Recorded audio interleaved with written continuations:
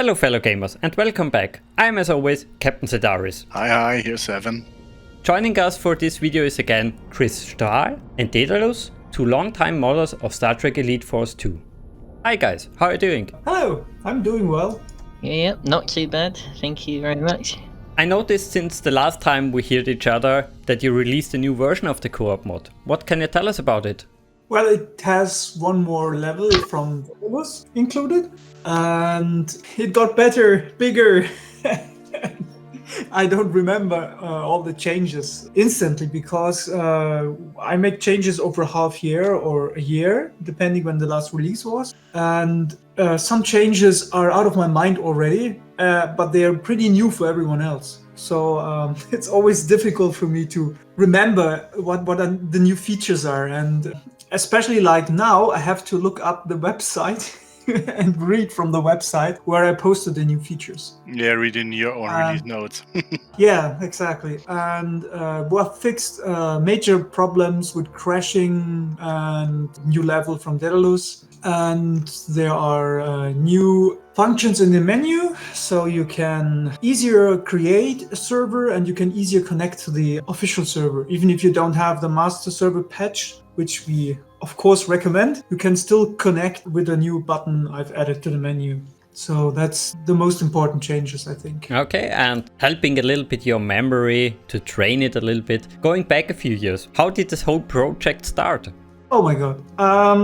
I used to be a multiplayer player in Elite Force 2, and there were sometimes servers that had cheats activated. And with these cheats activated, you could spawn single player content like AI or load single player maps and play them to a certain degree until the server crashed. And that got me thinking, because I just finished my works on the shuttle. I've created a shuttle that you can control in-game, standing inside the shuttle with scripted controls over a menu. And this gave me the idea to look into if it would be possible to create a co-op mod. And I investigated that, and I think it took a half year before I could decide that it actually will work, and started working on a co-op mod. So that's how it started, actually, by cheating.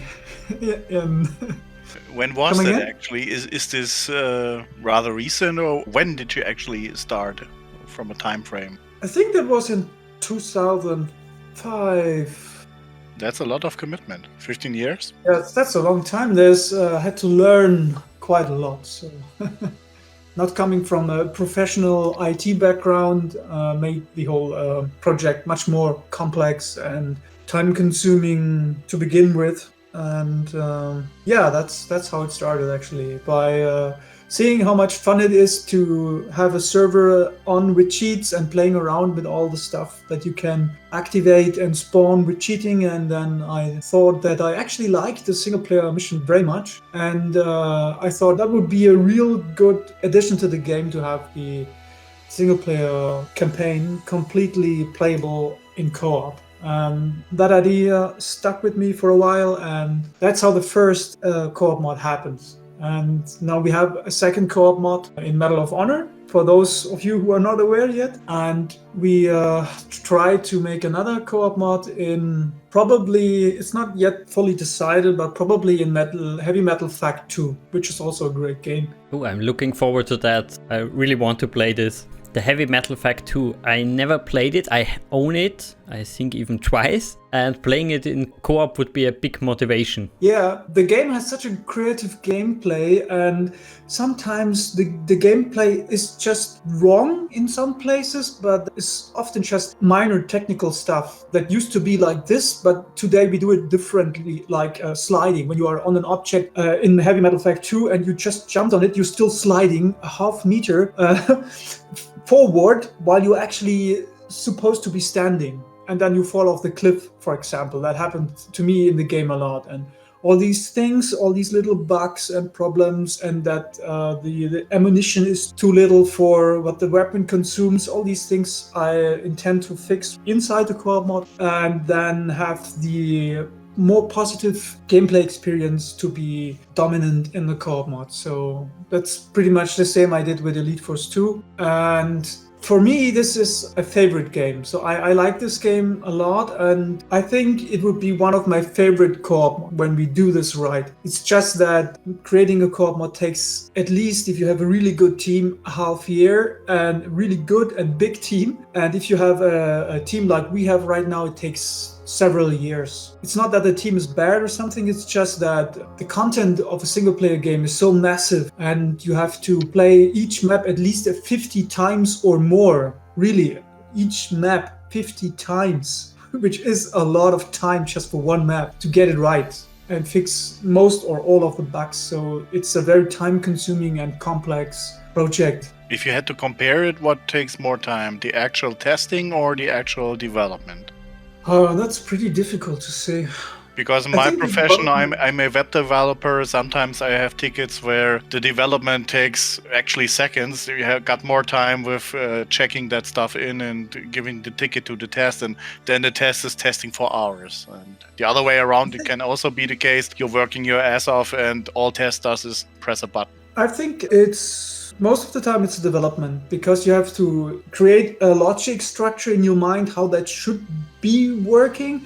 Then you have to compare that with how is the script or the programming actually really working with it. Then how do the players actually interact with it? What can the players break? How could you prevent this? How could you still make it fun? And all the planning and then constructing the code. And then when you have finished the code, playing it for the first time, this takes the most of the time. The after testing, like when it once works, and to verify if the bug is still there or fixed, is actually what takes least of the time. We usually use our testers for this, which are doing a good job testing and breaking things, which is in our case a good thing. And that takes a lot of pressure and time consumed from the testing away from the actual development team, which is a good thing. So since I'm not testing as much as before, in our case, it's definitely the programming. And how did you join the project, Daedalus? Well, for me, I started off doing my own projects. If you want the whole story, I was bored one day and I downloaded the modding tools. I was about 13 years old and I made this very terrible map. You can find it on the old Gamefront website. And it was very basic map. I uploaded it to Elite Force files, and Chris here commented on the posted file and said, "Hey, welcome to Elite Force 2 modding." And from then on, I learned more and more, and eventually I started working on my own mod, which is the Aftermath mod.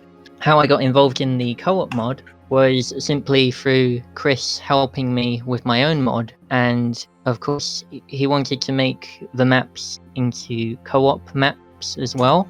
So it was kind of like I was working on my mod and he was working on his mod and helping me, so it got joined into the same mod basically.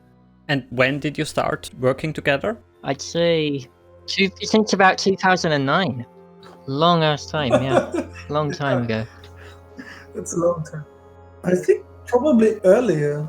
And I guess you also work on the other projects together. Yeah, we've worked on several maps. It hasn't just been Aftermath. We also worked on Co-op Paradise Island together, and a couple of others. One called Rescue Shell, which was really a big learning experience for me, but the final version was mostly Chris's work, making it a decent playable mod. My finest of work, really. As you just mentioned, there are a lot of different mods in the co-op mod. Could you say us how big the whole is roughly? How many mods, how many maps? Oh, I think the co-op mod has, including the 70 single-player maps, probably around 130 or 140 maps. And there are some of these maps are test maps and example maps, which are included in the co-op mod, where you can just open the map in the editor. The source files are included in the mod, and see how things are done, how you can activate a trigger, how you can open a door, how you can activate some script or do a camera, a cinematic sequence. All these example maps which I have used to test and verify certain behavior of the game are all included in the the co-op mod, and in the hopes that someone who's really bored and has the time and the will and the skill to work with this stuff can create his own or her own map or mod using all the provided examples. Have you ever considered writing this down for someone, like some sort of documentation?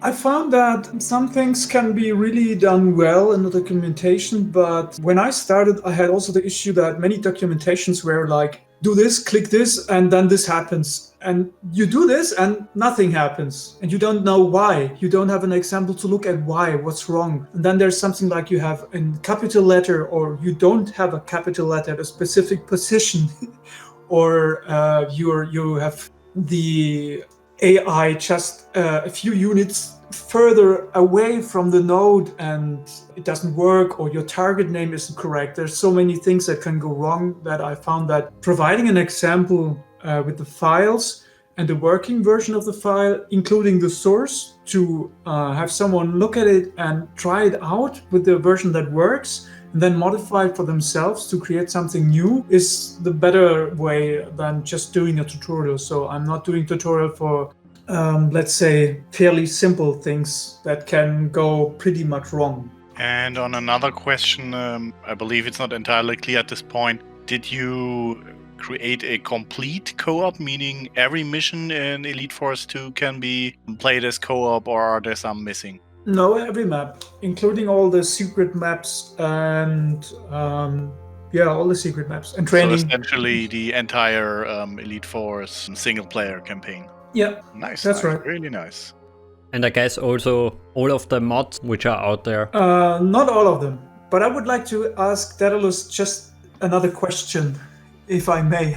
Yeah. I was wondering when you were going to release another version of your current map, or actually a mod, because you've talked about it that you're going to release a new map sometime, so I just wanted to hear when that will be.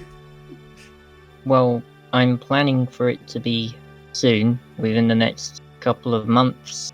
You know, it's just that I was working on it and trying to get it finished, adding a couple of things to the map that I always wanted to be in there. And then, you know, college got in the way, life got in the way, and I didn't have time to get it done before Christmas. But there's always, you know, the next couple of months, things might be a bit better in that regard, and I can get around to finally releasing this new level.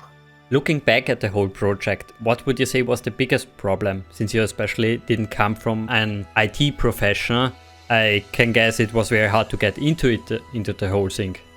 I think Daedalus should answer this first. I started Elite Force 2 modding as a hobby, with no experience in this stuff whatsoever. Just out of pure interest and the fact that, you know, I've always loved Elite Force 2 more than Elite Force 1, and there weren't as many single player mods for Elite Force 2 as there were for Elite Force 1. And I had so many ideas, more ideas back then than I actually do now, that I thought should be a thing. So, you know, it was really like going through the suffering necessary to learn the software and everything. You know, I must say I had a lot of patience back then, because if it was now, I probably wouldn't have gotten into it as much. So it was just a case of being in the right place at the right time, I think. And that being in the right circumstances necessary to be like, oh yeah, I definitely want to get into this as a hobby. And then just things went on from there. That sounds fairly easy. And how about you? For me, I had to learn a lot of technical stuff. So, because when you do mapping, you learn a lot of different things compared to when you do just scripting. When you're scripting, you don't really care how the geometry looks.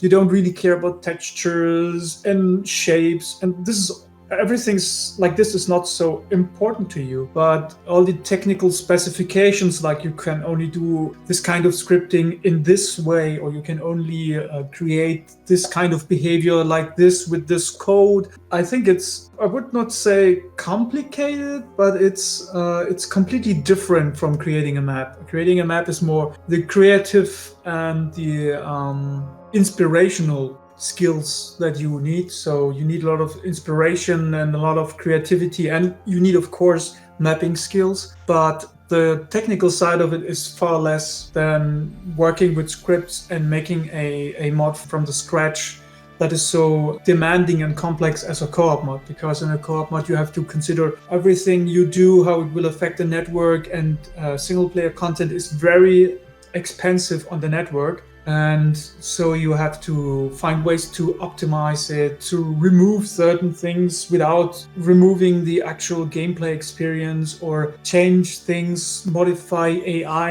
And that's a long learning curve, because you have so many subjects to work on, and not just a level and textures and scripts and such, but really everything the game contains you have to understand to a certain degree, and to learn how to work and modify it. So that was a very, how can I put this, bad or long learning experience, because there were more failures than success in the beginning. And it was like, I think the first 3 or 4 years, the co-op mod had so many problems where it crashed, or the AI froze, or the level got stuck, or cinematics wouldn't work. There was so many complications to work out. And I think after 6 years, the co-op mode was complete with all the levels and the scripts in just scripting. So there was no programming like in C++ like it's now. There was just level scripts that were loaded when the map was loaded, and modification of certain models and AI scripts and things like this to get the mod to work. And that was a very time-consuming thing to do, because when you work with C++,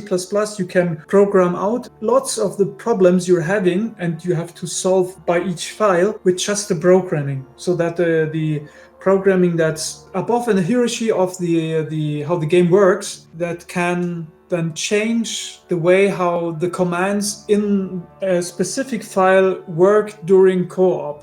When you have that kind of power in C++, you can accelerate the development of the actual game by not changing each file, but by changing all files in the programming level. I'm not sure if I could explain that correctly. No, I totally understand. So it was a very hard and difficult time at the beginning, for me at least. I can totally relate to that. If I had to start such a project from scratch without any knowledge in programming, also I'm a nurse, I don't have much programming skills, I would have been lost.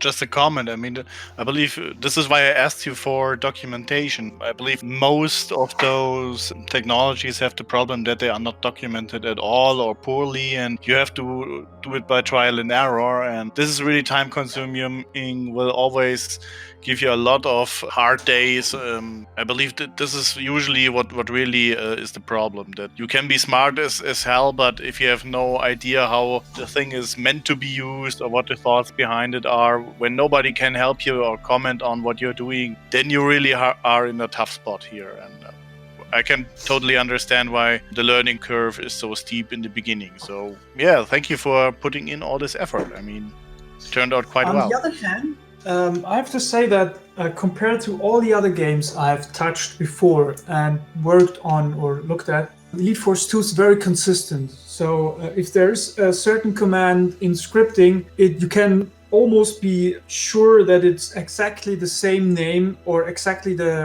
pretty much the same function and way how it works when it's in the same command in a model or in a map file or something. It's very consistent because it's using very efficiently C++, and many of the older games don't do this in this fashion, which make them much more complicated or difficult to figure out. So there's a documentation for the UBL tools in Elite Force 2. And it contains a lot of things and a lot of information and a lot of knowledge how to handle certain commands and what they do. The only problem with this is that they are very hard to understand sometimes, because they are very technical.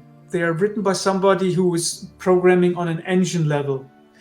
And so there are a lot of things that are just explained with a single word or with two or three words that have no meaning for someone who's not as knowledgeable in these things. So very often I had to had some text to understand that was way beyond me to understand. Looking at the future, is there anything in store for the co-op mod? Is there any plan, any grand plan for that? I don't know if it's grand. We will only see if it's grand if it works out and it's really cool, but I am not sure. What I have planned so far is I want to add the remaining levels that Daedalus will finish, and he will release them first for his single player mod, and then later they get integrated into the co-op mod.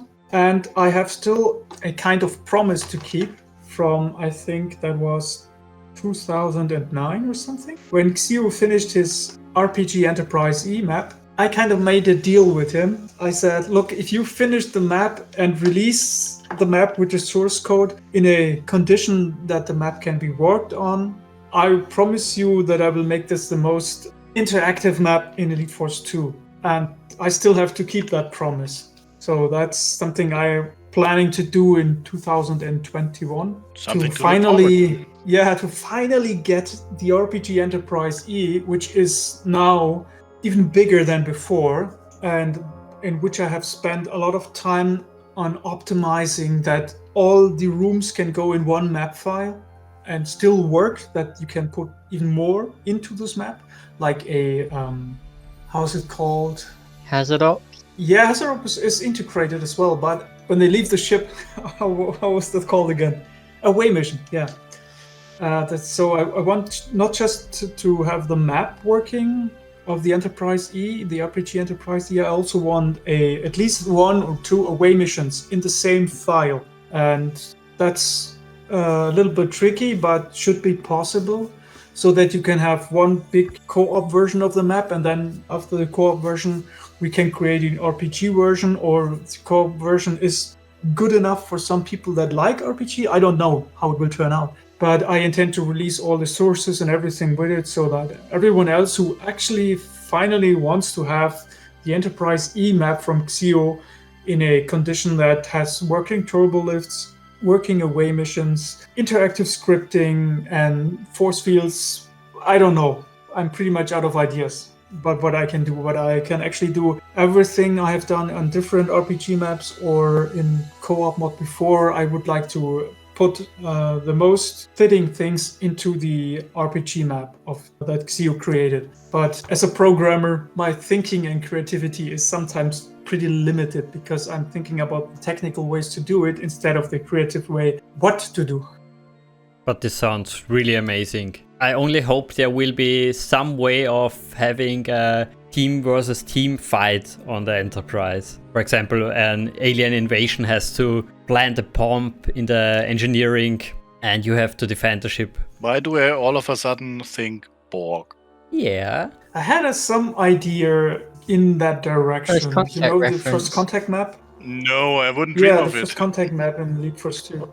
I made I think a patch for the RPG Enterprise E that patches in a sort of mission like this, where the Borg invade the ship and you have to eliminate the Borg, and then the Enterprise engages a Borg sphere with the Voyager together around the orbit of Earth. I'm not sure if any of you have played that, but people who played it just actually liked it. So, but it was very small and limited compared to what I hope to do for this map. Saturn, we have to test this. Yeah, I believe so. Okay, since Daedalus doesn't have that much time left, what other projects did you made besides the co-op mods and Elite Force? Well, I've only made mods for Elite Force 2. Aside from the Aftermath mod, there was my first mod that I said something about that was really terrible. It was called Deep Space 7, and it was my first ever piece of work for Elite Force 2. If you played all of my mods in chronological order of release, you would see literally the journey of me learning how to mod, from Paradise Island to like Rescue Chow. Goodness. I think there was another one, but my memory isn't serving me today for some reason. There was something else I was going to say, and that was when Chris was talking about the Enterprise level. In my own mod, it was planned that there was going to be an Enterprise level after you've completed the main objective. So you would go back to the Enterprise and you would be able to freely explore the entire ship, like in the original game, except all the decks are on one map, and you could visit the holodeck, you could go to Kelsia's quarters, just like in the original game, you could go on the bridge, talk to Captain Picard, get debriefed, all of that kind of thing. But that would have been like at the end of the mod. So as a bonus level, basically. Yeah, basically. Almost like, well, it is fan service. Because I imagine most other people who played the game would have wanted to have been able to have explored the entire ship. Like, remember the part where you go to Hazard Ops? That only happens once in the game, and you never return there ever again. So to have that in free roam is something I personally have always wanted. So I included that in my version of the map. It's also like a reference to Virtual Voyager from Elite Force 1, except it's Virtual Enterprise. So it's a bit of a reference to that as well. Yeah, sounds amazing. Okay, this is the part of the video where we open the mic to you guys. Would you like to add anything? Anything we forgot to mention? I don't know. I'm not sure. I'm pretty sure we missed something, but I don't know what. Well, we covered a lot already in the Elite Force 2 video, and this is just an addition, especially a look at the co-op mod. Yeah, well, if there's nothing else, I would say that's it for this review. Leave us a comment, tell us what you think about the mod, and of course, play the game. Until next time. Bye, guys. Bye. Bye-bye.